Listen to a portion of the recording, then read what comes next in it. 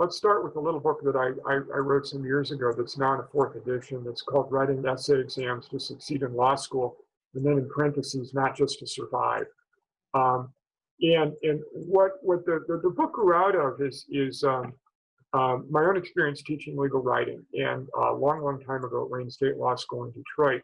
And basically the way it worked was, when you're teaching legal writing, you teach students about how to write a particular kind of document, and you go through it, and then you go through all the different pieces, you explain to them how they do it, then you have them turn in one of those documents, and you evaluate them on exactly the things that you taught them. So there's a one-to-one relationship between what you wrote, what you taught, and what the students are being evaluated on. And when I started teaching property in law school after working a fairly long time for the state of Pennsylvania, what I saw was that you can teach the rules in property, you can teach adverse possession and gifts and real estate transactions and all the rest of that. But where exactly do you teach them how to write the exam or how to answer the exam question?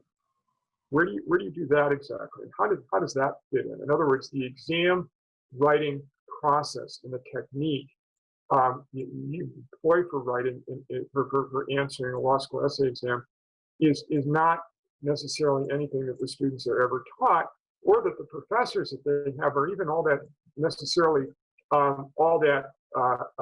willing often to explain. And so you can teach the legal rules for gifts and for the statute of frauds and all this other stuff in property, but if you don't actually teach them how to write the exam, it's all for naught, or it can be all for naught. And that's particularly a problem because the essay exams are where most of their students' grades are going to be coming from. Most of the opportunities that students have are based on how well written their essay exams are. And if the students don't know how to write that essay exam, it compromises their ability to get the kind of opportunities under law school that they really want and that they really need. Now, some people will say, well, but my older brother or my uncle or my dad or my aunt or somebody in my family went to law school, and they explained that all to me. That's great. But for people who are first generation law school, first generation college maybe, who don't have those kind of connections in their family, if they don't have people around them to explain that, then that gets to be a real problem. And so I wrote this little book that started out as a 2-page memo, and then it turned into a 4-page memo, and it turned into a 20-page memo. And then after a while, people started stopping by my office and saying, hey, I passed the bar exam because of this, or I'm getting good grades at this place because of what you wrote. And I thought, well, that's really interesting because, over the course of a life, you do a lot of different things, and some of them work and some of them don't.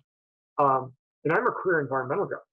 Okay, pretty much what I do is environmental law. I'm real interested in climate change and sustainability. That's why I direct the Environmental Law and Sustainability Center here. But when you see that what you're doing is something that students respond to, it's hard to just walk away from that and say, oh, okay, well, all right.